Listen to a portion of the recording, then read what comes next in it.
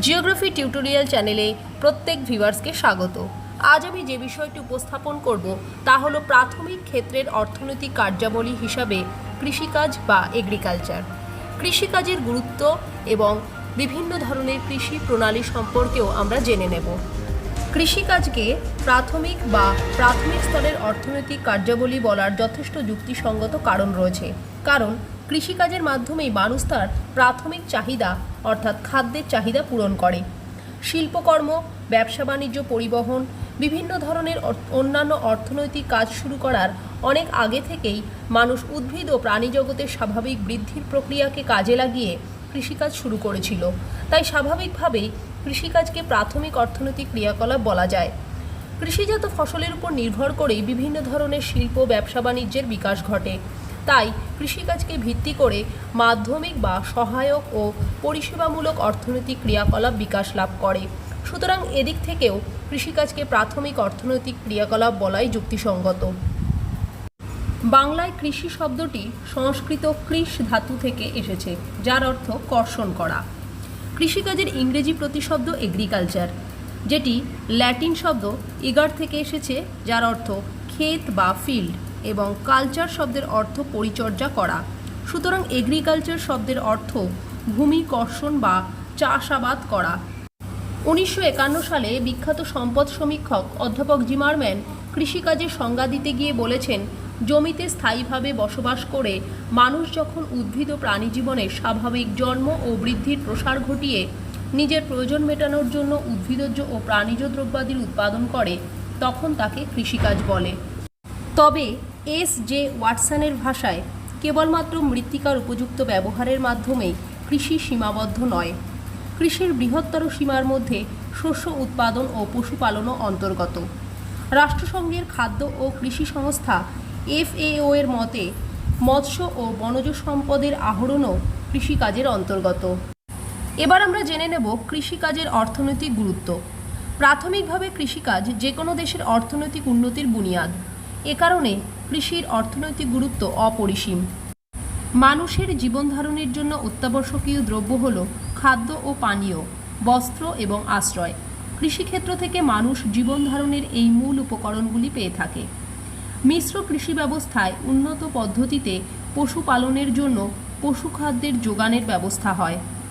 এছাড়া দ্বিতীয় স্তরের অর্থনৈতিক ক্রিয়াকলাপ শিল্পের বিকাশের ক্ষেত্রে কৃষিকাজ ভিত্তি হিসাবে কাজ করে। কৃষিকাজ কৃষিজাত শিল্পের কাঁচামালের উৎস হিসাবে কাজ করে, যেমন কার্পাস বয়ন শিল্প, পাট শিল্প, চা শিল্প, খাদ্য প্রক্রিয়াকরণ শিল্প ইত্যাদি। এছাড়াও সহযোগী শিল্পের উন্নতিতে কৃষির ভূমিকা অনস্বীকার্য, যেমন রাসায়নিক সার, কীটনাশক ও আগাছানাশক দ্রব্য উৎপাদন শিল্প, ট্রাক্টর, হারভেস্টার, পাম্পসেট ইত্যাদি যন্ত্রশিল্পের বিকাশ ঘটেছে কৃষির উন্নতির সঙ্গে সঙ্গে। কৃষি ব্যবস্থা প্রত্যক্ষ পরোক্ষভাবে বহু মানুষের কর্মসংস্থানের সুযোগ ঘটায়। অধিকাংশ দেশের মোট জাতীয় আয়ের একটি বিরাট অংশ আসে কৃষিক্ষেত্র থেকে। উদ্বৃত্ত কৃষিজাত দ্রব্য বৈদেশিক বাণিজ্যের প্রসার ঘটায়। এর থেকে প্রচুর বৈদেশিক মুদ্রা উপার্জন হয়, যা দেশের অর্থনৈতিক ভিতকে সুদৃঢ় করে। অর্থনৈতিক উন্নয়ন ঘটলে মানুষের জীবনযাত্রার মানের উন্নতি হয়। জনসংখ্যা বৃদ্ধির সঙ্গে সঙ্গে কৃষি উৎপাদন বৃদ্ধির প্রয়োজনীয়তা দেখা দেয়, ফলে গবেষণামূলক কাজের সুযোগ বৃদ্ধি পায়। গবেষণা থেকে উচ্চ ফলনশীল বীজ, সংকর পদ্ধতি ইত্যাদি আবিষ্কৃত হয়। এখন আমরা আলোকপাত করব বিভিন্ন প্রকার কৃষি প্রণালী শ্রেণীবিভাগের উপর। কৃষি ব্যবস্থা গড়ে ওঠে প্রাকৃতিক, অর্থনৈতিক, সাংস্কৃতিক পরিবেশ এবং জনসংখ্যা ইত্যাদি উপাদানের তারতম্যের উপর ভিত্তি করে। এইসব উপাদানের বিভিন্নতা অনুসারে কৃষি প্রণালীকে কতগুলি ভাগে ভাগ করা যায়, যে বিভাগগুলি এই ছকের মাধ্যমে তোমাদের সামনে তুলে ধরা হলো। আমরা একে একে বিভিন্ন প্রকারের কৃষি প্রণালী সম্পর্কে জেনে নেব। প্রথমেই লক্ষ্য করো, শস্য উৎপাদনের পরিমাণ ও বাজারের উপর ভিত্তি করে কৃষি প্রণালীকে 5 ভাগে ভাগ করা যায়। আদিম জীবিকা সত্তাভিত্তিক কৃষি, প্রথাগত কৃষি, বাণিজ্যিক কৃষি, বাগিচা কৃষি ও উদ্যান কৃষি। এর মধ্যে আদিম জীবিকা সত্তাভিত্তিক কৃষিকে আবার 2 ভাগে ভাগ করা যায়, স্থানান্তর কৃষি ও স্থায়ী কৃষি। চলো আমরা একে একে এই কৃষি ব্যবস্থা সম্পর্কে জেনে নিই। আদিম বা প্রাচীন জীবিকা সত্তাভিত্তিক কৃষিকাজ মূলত প্রান্তীয় মণ্ডলের অনুন্নত বা পশ্চাৎপদ এলাকায় সীমিত হয়ে আছে। এই কৃষিকাজ 2 প্রকার। 1. শিফটিং কাল্টিভেশন বা স্থানান্তর কৃষি। পাহাড়ি ও মালভূমি অঞ্চলে ব্যক্তি মালিকানাহীন অনির্দিষ্ট জমিতে প্রতিকূল পরিবেশে কয়েক বছর অন্তর বন জঙ্গল পুড়িয়ে ও সাফ করে আদিবাসী ও উপজাতি গোষ্ঠী দ্বারা যে ভ্রাম্যমাণ বা পরিযায়ী কৃষি ব্যবস্থা গড়ে ওঠে তাকে স্থানান্তর কৃষি বলে। এটি কৃষি ব্যবস্থার আদিরূপ।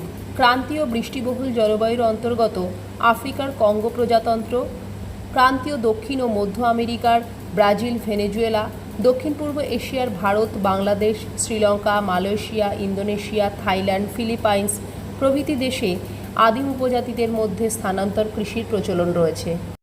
স্থানান্তর কৃষির কিছু বিশেষ বৈশিষ্ট্য এই কৃষি ব্যবস্থাকে করে তুলেছে স্বতন্ত্র। যেমন এই কৃষি ব্যবস্থায় ভ্রাম্যমাণ কৃষক গোষ্ঠী প্রাচীন দেশীয় কৃষি পদ্ধতি ও প্রাচীন কৃষি যন্ত্রাদির সাহায্যে একটি জমিতে 2-3 বছর একাদিক্রমে ফসল উৎপাদন করে। তারপর সেই জমি ছেড়ে অপর একটি কৃষিযোগ্য জমির জঙ্গল কেটে পুড়িয়ে সেই ছাই মাটিতে মিশিয়ে দিয়ে চাষ শুরু করে। এই কারণে একে স্ল্যাশ অ্যান্ড বার্ন কাল্টিভেশনও বলে। তবে এইভাবে বনভূমি ধ্বংসের ফলে মাটি আলগা হয়ে দ্রুত মৃত্তিকা ক্ষয় হয়, বন্যার প্রবণতা বাড়ে, বাস্তুতান্ত্রিক ভারসাম্য নষ্ট হয়। তাই এই কৃষি ব্যবস্থাকে অবৈজ্ঞানিক কৃষি ব্যবস্থা বলে চিহ্নিত করা হয়। প্রাচীন পদ্ধতিতে কৃষিকাজ করা হয় বলে এই কৃষি ব্যবস্থায় উদ্বৃত্ত ফসল থাকে না। এই কৃষি ব্যবস্থায় ব্যক্তিগত শ্রমের বদলে গোষ্ঠীর সদস্যগণ মিলিতভাবে শ্রম দান করে উৎপাদন কার্যে নিয়োজিত হন। এখানে জমির ব্যক্তিগত মালিকানার পরিবর্তে গোষ্ঠীগত অধিকার থাকে। এই ধরনের কৃষি ব্যবস্থা মূল জনবসতি থেকে দূরে প্রত্যন্ত পাহাড়ি এলাকায় গড়ে ওঠে। স্থানান্তর কৃষি ব্যবস্থায় মূলত ধান, ভুট্টা, বাজরা, বিন, কলা, কুমড়ো, আখ, ম্যানিয়ক প্রভৃতি ফসল উৎপাদিত হয়। স্থানান্তর কৃষি ব্যবস্থা পৃথিবীর বিভিন্ন দেশে বিভিন্ন নামে পরিচিত। এই ছকের মাধ্যমে তোমাদের সামনে সেগুলি উপস্থাপন করা হলো। এছাড়াও ভারতবর্ষের বিভিন্ন রাজ্যে বা বিভিন্ন অঞ্চলে স্থানান্তর কৃষি বিভিন্ন নামে পরিচিত। যেমন উত্তর পূর্ব ভারতের পাহাড়ি অঞ্চলে ঝুম নামে পরিচিত, উড়িষ্যা অন্ধ্রপ্রদেশে পডু নামে পরিচিত, কেরলে পোনম নামে পরিচিত, মধ্যপ্রদেশে স্থানান্তর কৃষি মশান, বেওয়ার, বিরা নামে পরিচিত। আদিম জীবিকা সত্তাভিত্তিক কৃষির দ্বিতীয় প্রকারভেদটি হল স্থায়ী আদিম কৃষি। স্থানান্তর আদিম কৃষি ব্যবস্থার পরবর্তী উন্নত জীবিকা সত্তাভিত্তিক কৃষি ব্যবস্থা হল স্থায়ী আদিম কৃষি ব্যবস্থা। ক্রান্তীয় নিম্নাঞ্চলগুলিতে কর্ষিত অনাবাদি জমিগুলি যখন পুনরায় ব্যবহৃত হয় এবং এই স্থানগুলিতে আদিম অধিবাসীগণ যখন স্থায়ীভাবে বসবাস করে ও বছরের পর বছর চাষ করে তাকেই স্থায়ী আদিম কৃষি ব্যবস্থা বলে। এখানে কোনো কোনো ক্ষেত্রে শস্যাবর্তন পদ্ধতি অনুসৃত হয়। বিশ্বের বিভিন্ন অঞ্চলে যেমন দক্ষিণ পূর্ব এশিয়ার ভারত, পাকিস্তান, বাংলাদেশ, নেপাল, ভুটান, মায়ানমার, মধ্য আমেরিকার হাইতিতে, ক্রান্তীয় বৃষ্টি অরণ্য অঞ্চলের প্রান্তভাগে, মধ্য ও দক্ষিণ পূর্ব আফ্রিকা, আমাজন অববাহিকা, ইউরোপ ও উত্তর আমেরিকার পূর্ব ও মধ্যভাগে এই প্রকার কৃষিকার্য অনুসৃত হয়। এই কৃষি ব্যবস্থার বৈশিষ্ট্যগুলি হল এখানে কৃষি জমির পরিমাণ কম এবং কৃষি জোটগুলি ছোট ছোট হয়। জমিতে অতি নিবিড়ভাবে চাষ করা হয়। কৃষি যন্ত্রপাতি হস্তচালিত হওয়ায় মাথাপিছু আয় কম হয়। কৃষি শ্রমিকেরা অভিজ্ঞতা নির্ভর। জনঘনত্ব বেশি হওয়ায় শ্রমিকেরা সবসময় কাজ পায় না। স্থায়ী কৃষি সাধারণত এক ফসলি কৃষি ব্যবস্থা। একই জমিতে এক এক বছর এক এক ধরনের শস্য উৎপাদনের জন্য ব্যবহার করা হয়। এই কৃষিতে উৎপাদন এবং ফলনের পরিমাণ কম। আদিম স্থায়ী জীবনধারণ ভিত্তিক কৃষি প্রান্তিক বা প্রায় প্রান্তিক ধরনের উদ্যোগ। বিশাল জনগোষ্ঠীর খাদ্যের চাহিদা মেটাতে এই কৃষি ব্যবস্থা অনুপযুক্ত। স্থায়ী আদিম কৃষিকাজে ভূমিক্ষয় ও বন ধ্বংসের সম্ভাবনা থাকে। ধান, গম, বার্লি, জোয়ার, বাজরা প্রভৃতি খাদ্য ফসলের সঙ্গে সঙ্গে বাদাম, সিঙ্কোনা, শাকসবজির চাষ ও কোনো কোনো ক্ষেত্রে হাঁস মুরগি পালন করা হয় এবং জঙ্গল থেকে পাতা, মূল, কন্দ, ফল সংগ্রহ করা হয়। এই কৃষি ব্যবস্থার বৈশিষ্ট্য থেকে বোঝা যাচ্ছে যে এই কৃষির কিছু অসুবিধা বা সমস্যা রয়েছে। সম্পূর্ণ অনুকূল প্রাকৃতিক পরিবেশের উপর নির্ভর করে ফসল উৎপাদন হয় বলে কোনো প্রাকৃতিক দুর্যোগের সময় উৎপাদন ক্ষতিগ্রস্ত হয়। প্রাচীন পদ্ধতিতে চাষ করায় উৎপাদনের হার কম হয়। বিশাল জনগোষ্ঠীর চাহিদার তুলনায় তা অনেক কম। বছরে একটি ঋতুতে ফসলের চাষ হয়, তাই বছরের বাকি সময় কৃষকেরা বেকার থাকে। এই কৃষিতে ভূমিক্ষয় ও বনভূমি ধ্বংসের সম্ভাবনা থাকে। এখন চলো জেনে নিই প্রথাগত কৃষি পদ্ধতি। মূলত মৌসুমী জলবায়ু অঞ্চলের জনবহুল দেশগুলিতে এই কৃষি ব্যবস্থা পরিচালিত হয়। এটি নিবিড় বা প্রগাঢ় জীবিকা সত্তাভিত্তিক কৃষিকাজ হিসাবে পরিচিত। এটি এমন একটি কৃষি পদ্ধতি যাতে বেশি শ্রম ও মূলধনের বিনিয়োগে সর্বাধিক উৎপাদনের চেষ্টা করা হয়। দক্ষিণ পূর্ব এশিয়ার Bharat, Bangladesh, Myanmar, Thailand, Laos, Cambodia, Vietnam, Indonesia, Malaysia এছাড়া দক্ষিণ চীন ও জাপানে এই কৃষি পদ্ধতি অনুসৃত হয়, যা এই অঞ্চলের নিবিড় গ্রামীণ জনসংখ্যার ভরণ পোষণের পক্ষে সহায়ক হয়। ক্রান্তীয় উপক্রান্তীয় অঞ্চলে গড়ে 20 থেকে 30 ডিগ্রি সেন্টিগ্রেড উষ্ণতায় বার্ষিক 100 থেকে 200 সেন্টিমিটার বৃষ্টিপাতযুক্ত অঞ্চলে নদী গঠিত সমভূমি ও নিম্নভূমিতে এই প্রথায় চাষ করা হয়। এই কৃষি ব্যবস্থায় জমির পরিমাণ চাহিদার তুলনায় অপ্রতুল।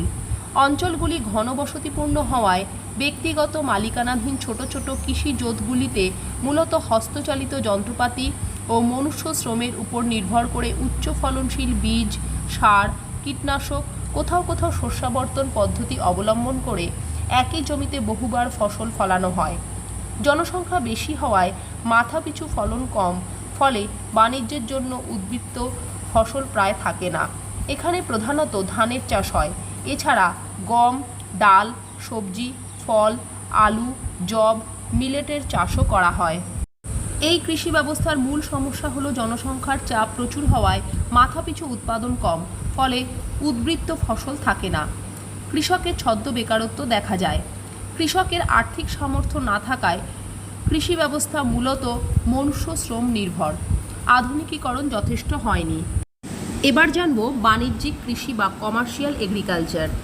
মূলত বাণিজ্যের উদ্দেশ্যে স্থানীয় প্রয়োজনের অতিরিক্ত উদ্বৃত্ত ফসল উৎপাদন করা হয়, যে কৃষি ব্যবস্থায় তাকে বাণিজ্যিক কৃষি বলে। এটি এমন একটি কৃষি পদ্ধতি যাতে অপেক্ষাকৃত বৃহদায়তন জমিতে হেক্টর পিছু অপেক্ষাকৃত স্বল্প মূলধন ও শ্রমের সাহায্যে চাষ করা হয়।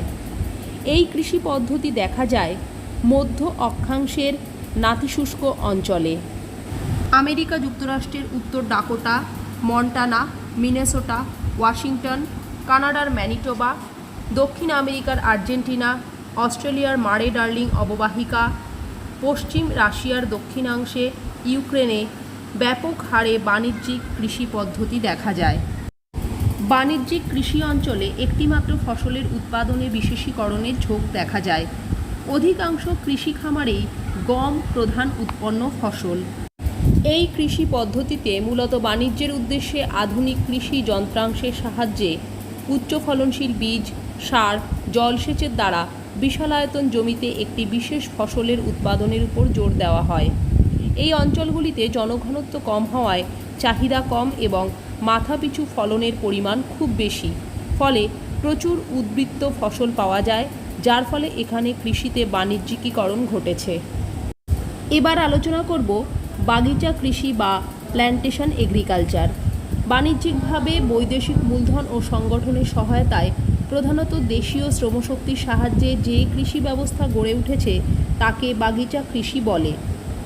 আর্দ্র ক্রান্তীয় অঞ্চলে উদ্ভূত এই কৃষিকাজ নিবিড়ভাবেই একটি বাণিজ্যিক কৃষি পদ্ধতি। বর্তমানে বৈদেশিক মূলধনের পরিবর্তে অনেক স্থানেই দেশীয় মূলধন ও শ্রমশক্তির দ্বারা বাগিচা কৃষি পরিচালিত হয়। বাগিচা পদ্ধতিতে চাষের সূচনা পশ্চিম আফ্রিকার গিনি উপসাগরের উপকূলভাগে শুরু হলেও এটি উত্তর পূর্ব ব্রাজিলেই প্রথম সাফল্যের সঙ্গে চাষ করা হয়। পরে এই পদ্ধতিতে কৃষিকাজ উত্তর আমেরিকার মূল ভূখণ্ডে, এশিয়ায় ও আফ্রিকায় এর গুরুত্ব প্রতিষ্ঠা করতে সমর্থ হয়। সারা বছর অধিক উত্তাপ ও অধিক বৃষ্টিপাত অর্থাৎ গড়ে 27 থেকে 32 ডিগ্রি সেন্টিগ্রেড উত্তাপ ও বার্ষিক 150 থেকে 250 সেন্টিমিটার বৃষ্টিপাত এবং জল নিকাশি ব্যবস্থাযুক্ত তরঙ্গায়িত সমভূমিতে বাগিচাগুলি গড়ে ওঠে। অধিকাংশ ক্ষেত্রে বাগিচাগুলিতে একটিমাত্র ফসল উৎপাদনে মনোনিবেশ করা হয়। যেমন ব্রাজিল কলম্বিয়ায় কফি, ভারত শ্রীলঙ্কা চীন জাপানে চা, ঘানা আইভরি কোস্ট নাইজেরিয়ায় কোকো, মালয়েশিয়া ইন্দোনেশিয়ায় রাবার চাষের উপর জোর দেওয়া হয়েছে। সাংগঠনিক উদ্যোগে বিদেশি পুঁজির বিনিয়োগে আধুনিক প্রযুক্তির সহায়তায় বাগিচা অঞ্চলগুলোর সঙ্গে বাণিজ্যিক কারণে অনিবার্যভাবেই বহির্বিশ্বের ঘনিষ্ঠ যোগাযোগ গড়ে ওঠে। এবার জানব বাজার ভিত্তিক উদ্যান কৃষি সম্পর্কে। যে বাজার নির্ভর কৃষি ব্যবস্থায় আধুনিক পদ্ধতিতে বিভিন্ন আয়তনের উদ্যানে ফল ফুল ও অসময়ের মূল্যবান সবজির চাষ করা হয় তাকে বাজার ভিত্তিক উদ্যান কৃষি বা হর্টিকালচার বলা হয়। উদ্যানজাত এই কৃষিতে বিভিন্ন ধরনের ফসলের চাষ হয়, যেমন সারা বছর পাওয়া যায় এবং মরশুমি ফল অথবা অসময়ের ফলের চাষ করা হয়। আম, লিচু, পেয়ারা, কলা, পেঁপে, আনারস, কাজু বাদাম, কমলালেবু, আপেল, আঙুর, নাশপাতি, আখরোট, চেরি, পিচ, স্ট্রবেরি, গোলাপজাম প্রভৃতি বিভিন্ন জাতের ও স্বাদের ফলের চাষ করা হয়। একে পোমাম কালচার বলে। সারা বছর ফোটে এমন মরশুমি ফুল বা অসময়ের ফুলের চাষ করা হয়, যেমন গোলাপ, রজনীগন্ধা, ডালিয়া, চন্দ্রমল্লিকা, সূর্যমুখী, গাঁদা, টিউলিপ প্রভৃতি ফুলের বাণিজ্যিকভাবে চাষ হয়। এছাড়া পাতাবাহারি গাছ, ক্যাকটাস প্রভৃতিরও চাষ করা হয়। এই চাষকে বলা হয় ফ্লোরিকালচার। ফল ও ফুলের চাষ ছাড়াও দৈনন্দিন ব্যবহার্য বিভিন্ন শাকসবজি যেমন ফুলকপি, বাঁধাকপি, ধনেপাতা, ক্যাপসিকাম, লেটুস পাতা, টমেটো ইত্যাদির বাণিজ্যিকভাবে চাষ হয়। এই চাষকে বলা হয় ওলেরিকালচার। এছাড়াও বিভিন্ন প্রকার ওষুধ তৈরির কাঁচামাল পাওয়া যায় এমন ভেষজ উদ্ভিদ যেমন নয়নতারা, সর্পগন্ধা, বাসক, কেশুত, অর্জুন, সিঙ্কোনা, নিম, অ্যালোভেরা প্রভৃতির চাষও করা হয়। এই উদ্যান কৃষির প্রধান সুবিধা হল বাজারের চাহিদা অনুযায়ী ফসল ফলানো হয় বলে কৃষকের বেশ লাভ হয় এবং এই উদ্যানগুলিতে বেশ কিছু মানুষের জীবিকার সংস্থান হয়। তবে এই কৃষি ব্যবস্থার অসুবিধা বা সমস্যা হল উৎপাদন ব্যয় যথেষ্ট বেশি এবং ফসল উৎপাদনে আধুনিক কৃষি বিজ্ঞানে শিক্ষিত দক্ষ শ্রমিক ও উন্নত প্রযুক্তির প্রয়োজন। এই কৃষিতে উৎপাদিত প্রায় প্রতিটি ফসলই দ্রুত পচনশীল, সুতরাং ওগুলিকে তাড়াতাড়ি বাজারজাত করার জন্য উন্নত ও সুদক্ষ পরিবহন ব্যবস্থার বিশেষ প্রয়োজন।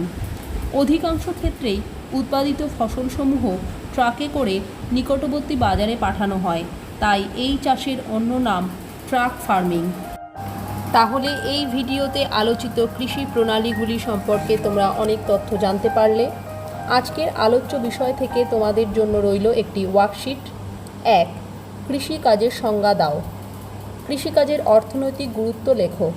2. স্থানান্তর ও স্থায়ী কৃষির পার্থক্য করো। 3. টিকা লেখো। ঝুম চাষ ও বাগিচা কৃষি। 4. বাণিজ্যিক কৃষি ব্যবস্থায় মাথাপিছু ফলনের পরিমাণ বেশি হয় কেন। 5. উদ্যান কৃষির উপবিভাগগুলি কী কী এবং কোন কোন শস্য চাষ হয়। বর্তমানে এই কৃষির উন্নতির কারণ কী। আমার পরের ভিডিওটি অবশ্যই দেখবে, অন্যান্য কৃষি প্রণালী নিয়ে সেখানে আলোচনা করব। ভিডিওটি ভালো লাগলে লাইক ও কমেন্ট করো, আরও অনেকের কাছে ভিডিওটি পৌঁছে দিতে শেয়ার করো। দেখা হচ্ছে পরের ভিডিওতে। ধন্যবাদ।